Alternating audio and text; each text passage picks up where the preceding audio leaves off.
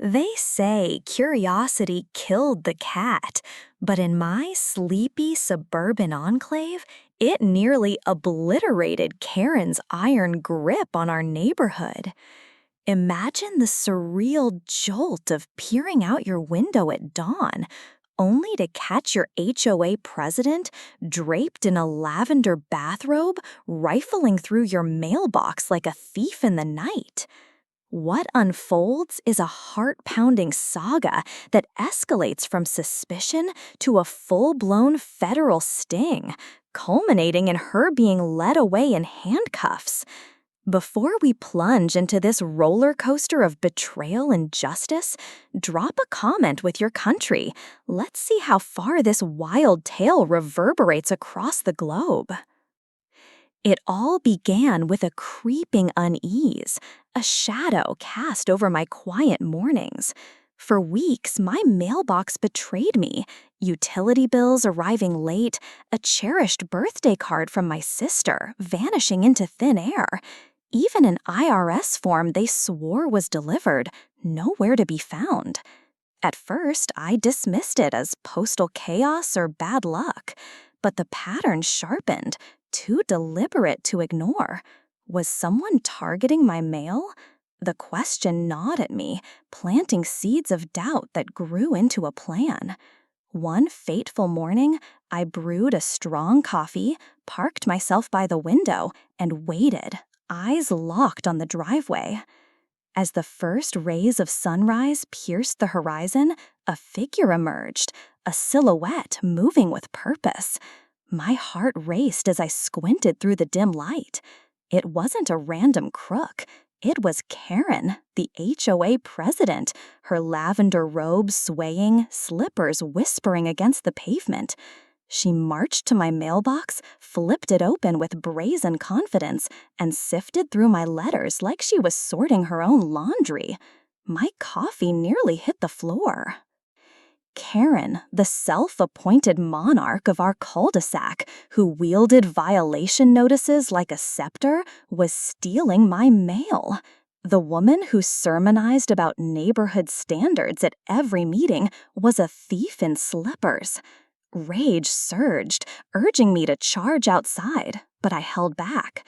If she was this bold, how many times had she done this before?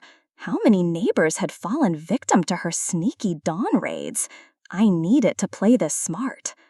The next day at our HOA meeting, I tested the waters, casually mentioning my missing mail. Karen's lips curled into a syrupy smile, her pearl earrings glinting as she tilted her head. "Oh, you know how unreliable the post office is," she cooed, her voice dripping with dismissal as the room nodded along. But her eyes betrayed her, a flicker of amusement, as if she was mocking me to my face.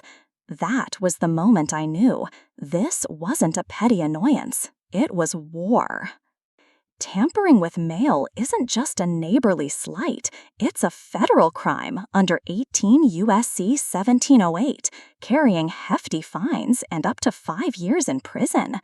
Karen thought she ruled our subdivision like a queen, but she was about to learn that even HOA tyrants aren't above the law. Confronting her directly risked a shouting match and more of her manipulative HOA games, so I went bigger. I contacted the United States Postal Inspection Service, the nation's oldest federal law enforcement agency, a shadowy force that guards the sanctity of your mailbox with unrelenting seriousness. When I laid out my story, Inspector Lopez didn't flinch. "If this is true," he said, voice steady, "we're looking at a violation of Title 18, Section 1708, serious business. Are you willing to help us catch her?" My answer was immediate. Absolutely. The plan was devilishly clever, designed to trap Karen in her own arrogance.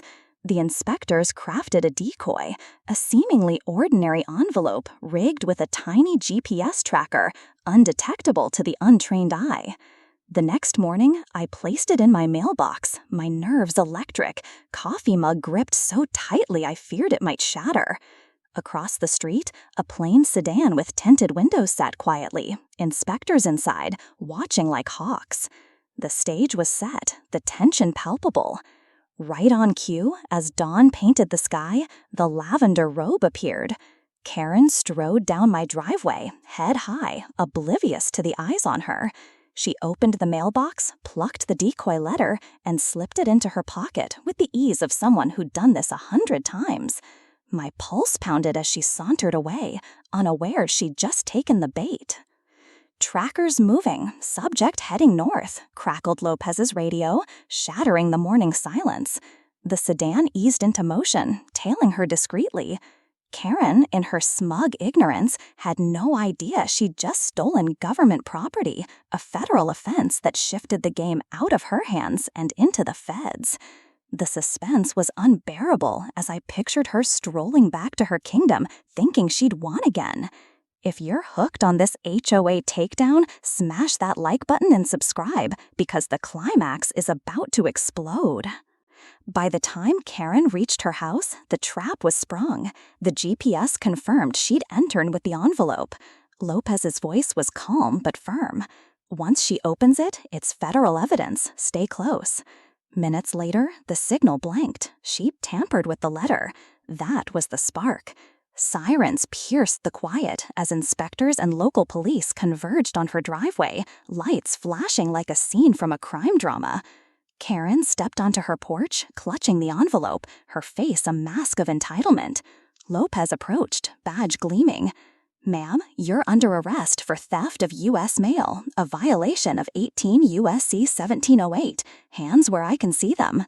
Her jaw dropped, eyes wide with panic. "This is a mistake. I'm the HOA president. I have authority," she sputtered. Lopez didn't blink. "Not over federal mail. Turn around." Neighbors emerged, phones raised, capturing the downfall of their suburban dictator. Karen, the queen who fined us for untrimmed hedges and unapproved paint shades, was cuffed on her own porch, her robe flapping in the breeze. The disbelief in her eyes was almost poetic, not shame, but sheer incredulity that her reign could crumble. For years, she'd bullied, schemed, and bent HOA rules to her whims, untouchable in her petty empire. But not today. Today, she'd crossed the federal line, and the feds don't play HOA games. As police whisked her away, Lopez assured me the charges would stick. They did.